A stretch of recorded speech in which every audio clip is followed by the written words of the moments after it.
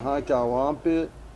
ایک ایسے حکومت مسلط تھے جو ہمارے نیوکلیئر پاور کو ختم کرنے کے درپے تھے،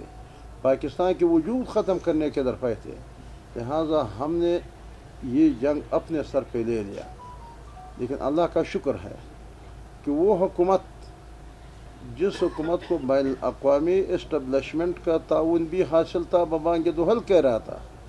کہ یہ یورپ اور مغرب کا یہاں مسلط اور یہاں لایا ہوا حکومت ہے، اور یہاں ہمارے ملک کے اسٹیبلشمنٹ کا تعاون اس طرح واضح انداز میں کہ پاکستان کے تاریخ میں کبھی اسٹیبلشمنٹ اور حکومت کا اتنا ہی کلم کلا تعاون کہ وہ بھی اپنے بیانات اور پریس کانفرنس میں کہتے ہیں کہ ہم ایک پیج پہ ہے، حکومت بھی اپنے بیانات میں کہتے ہیں کہ ہم ایک پیج پہ، لیکن اس حکومت کا ختم کرنا بہت مشکل، یہ اللہ کو یہ کر سکتا تھا، اور ہمارے ان بلند حوصلوں نے، ہمارے عوام نے، پاکستان کے 22 کروڑ عوام نے جو جدوجہد کی، تو انہی کی بدولت اللہ نے اس حکومت کو ختم کر دیا۔ اور کسی کا خیال یہ نہیں تھا، کیونکہ ہمارے کارکنوں کی مذاق اڑایا جا رہا تھا، کہتے تھے کہ جمعیت علماء نے تو مدرسے کے بچوں کو لایا ہے، پاکستان کے غریب عوام کو لایا ہے روڈوں پہ، اور ایسے حکومت کے خلاف لایا ہے کہ اتنی طاقتور حکومت کدھر یہ ختم کرا سکتے ہیں۔ لیکن نہ صرف وہ حکومت ختم ہوئی، بلکہ اس حکومت اس طرح جیسے کہ آٹا سے بال نکلتے ہیں تو اسی طرح نکال دیا، پارلیمنٹ سے بھی نکل گئے، اسمبلی سے بھی نکل گئے، اللہ نے ایسے حالات پیدا کر دیا، اور اب ان کے نام نشان بھی نہیں ہے۔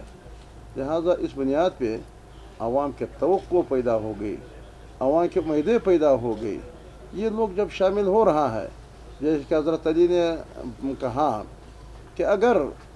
یہ لوگ مفادات کے اس میں تھے تو عوامی نیشنل پارٹی اس وقت حکومت کا سب سے بڑی حصہ ہے، بلوچستان میں تو بہت اچھا حصہ ان کے ہے، تو اس حصے کے بنیاد پہ ہر قسم کے مفادات، ہر قسم کے وہ مراد حاصل کر سکتے تھے۔ لیکن انہوں نے وہاں جو کمٹمنٹ کی تھی، وہ کمٹمنٹ ایک نظریے کے بنیاد پہ، بادشاہ خان کے فلسفے کے بنیاد پہ، وہاں ان کے آزادی کی بنیاد پہ،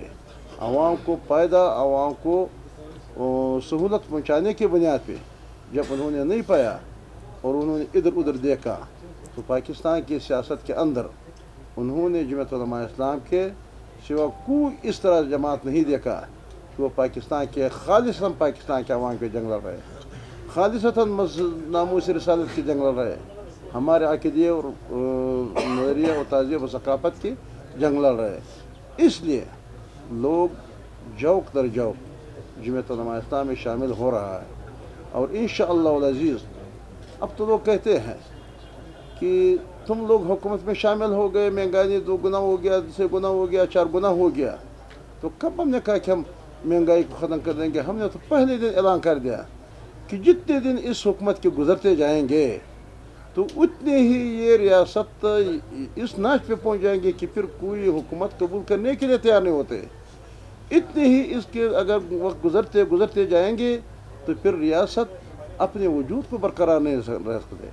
ہم نے تو پہلے دن یہ اعلان کر دیا کہ اگر اسی حکومت کو، کیونکہ مسلط شدہ حکومت یہ مقاصد کے لیے آئے ہیں، لہذا ہم نے پہلے بھی کہا تھا۔ اب اس بات پہ ہم نے اپنے سیاست داؤ پہ لگا لیا، لوگ جو بھی کچھ کہتے ہیں، لیکن ہم نے پاکستان کو کم از کم بچا لیا، ڈپارٹ ہم نے بچا لیا، ہم نے نیوکلیئر پاور وہ بچا لیا، ہمارے اثاثے محفوظ ہو گئے، اور اس کے ساتھ ساتھ یہ جو چھوٹے جو معاملات یہ ہوتے رہتے ہیں، لیکن یہ بھی اس وقت تک ہوتے ہیں جب تک وہ IMF کے معاہدات ختم نہیں ہوئی ہے، اس وقت تک ہمارے عوام مشکلات میں ہوں گے، لیکن ہم عوام کے ساتھ برابر اس عمل میں شریک ہیں، ہم عوام کے ساتھ اس سفر میں شریک ہیں، اور اب ہمارے اور عوام کی ایک ہی بات ہے کہ پاکستان کے بقا کا مسئلہ ہے، پاکستان کے نیوکلیئر اساسجات کا مسئلہ ہے۔ لہذا ہم ان کو بچانے کے لیے ہم ان کے بقا کے جنگ لڑ رہے ہیں۔ کوئی ایسے ذی شعور انسان نہیں ہوتے کہ وہ 5 مہینے کی حکومت کس طرح قبول کرتے ہیں.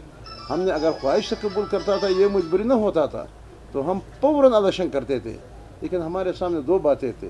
کہ اگر ہم اسمبلی توڑ دیتے تھے اس غیر یقینی حالت میں، اور جو ملک ڈفاٹ کے کنارے پہ کھڑے ہیں، تو دنیا یہ دیکھ رہا تھا. اور اب لوگ کہتے ہیں کہ تم لوگ حکومت میں کیوں ہیں؟ جب ایک چور گھر پہ ڈاکہ ڈال کے ادھر آ کے گھر کے دیواریں گرا دے، گھر کے برتن توڑ دے، گھر کو مسمار کر دے، ادھر ادھر کر دے، لیکن پھر گھر والے آ جائے، اللہ ان کو توفیق دے دی، یہ نکال دیا جائے، تو پھر یہ گھر سے بھاگیں گے کہ میں اپنے گھر کو سنبھال نہیں رکھوں گی، کیونکہ یہ دیوار نہیں ہے، وہ دیوار نہیں، یہ برتن نہیں ہے، وہ برتن نہیں ہے، میں کس طرح پورا کرتا ہوں؟ تو گھر سے بھاگیں گے یا گھر کو بنائیں گے؟ لہٰذا یہ کوئی ایسے فلسفہ نہیں کہ لوگ ہمیں تانے دیتے ہیں کہ تم لوگوں نے حکومت سنبھالیا. تو ہم نے اسی لیے حکومت سنبھالیا کہ اپنا گھر ہمارے ہے. ہمارے گھر پہ ایک مسلط شدہ بندہ آیا تھا اور ہم نے ان کو ڈاکو ان سے نکال دیا. انشاءاللہ العزیز جمعیت علماء کا یہ جدوجہد جاری رہے گا، پاکستان کے بقا کے بھی اور بلوچستان کے حقوق کے حوالے سے بھی. آپ لوگوں نے دیکھ لیا، ہم نے اسی حکومت میں ہوتے ہوئے، یعنی لوگ بھی، سیاسی لوگ تو دیکھ رہے ہیں، حکومت میں ہم بیٹھے ہوتے ہوئے کابینہ کے اندر، اور ہم نے ریکارڈنگ کے مسئلے پہ مکمل حکومت کی مخالفت، اور ہم نے کابینٹ سے بھی بائیکاٹ کا اعلان کر دیا، ہم نے اسمبلی میں بھی تقریر کیے، اور ہمارے صوبائی حکومت نے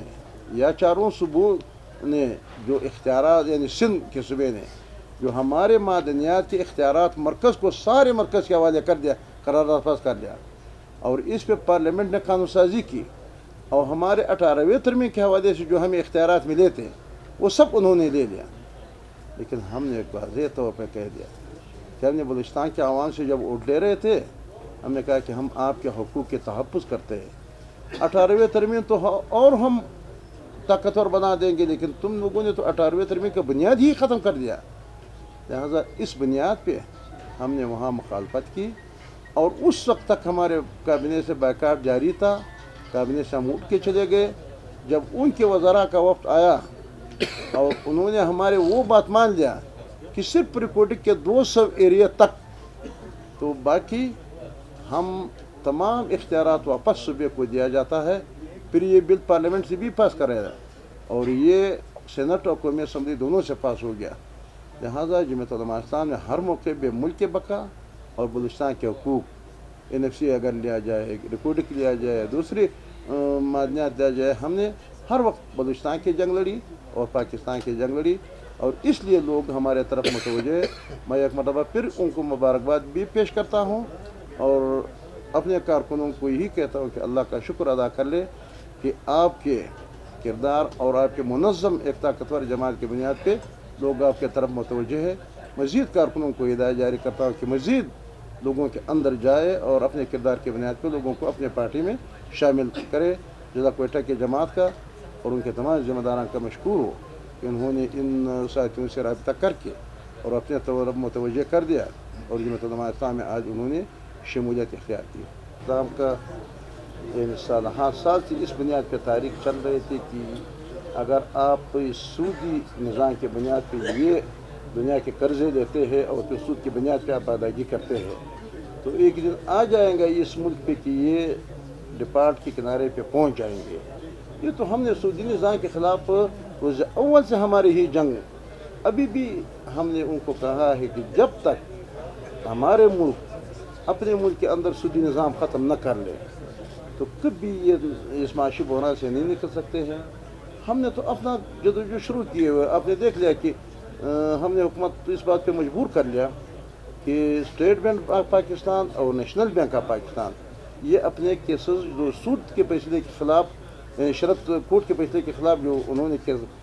اسٹے کے لیے دائر کیے، یہ واپس لیا جائے، اور وزیر خزانہ نے واپس لے لیا. تو ہم یہ جدوجہد اس لیے کر رہے کہ یہ فطری نظام جو اللہ کا ہے، یہ ملک کے بقا کے اور معیشت کے بقا کے لیے وہ فطری نظام ہے. جب تک وہ فطری نظام جو مسلمانوں کے لیے بلکہ انسانیت کے لیے ہو، تو اس وقت تک وہ ملک اپنے آپ کو باقی. بلکہ میں گزشتہ دنوں اخبارات میں دیکھ رہا تھا، میڈیا پہ، کہ امریکہ بھی ڈیفالٹ کی طرف جا رہا ہے. ان کی بھی دنیا کی تاریخ میں سب سے زیادہ قرض ہے. تو اس کا کیا ہوا؟ ترقی یافتہ ملک ہے، لیکن یہی سودی نظام کی وجہ سے. تو میرا خیال دنیا کا رجحان اب اسلامی بینکاری کی طرف ہو جائے گی. میرے معلومات کے مطابق جو مجھے بریفنگ دے رہا تھا کہ 104 ممالک اب اسلامی بینکاری کی طرف ہے، اس میں کوئی 40 یا 50 ممالک غیر مسلم ہیں، لیکن وہ سمجھتے ہیں کہ بقا معیشت کے بقا اس میں ہے، اس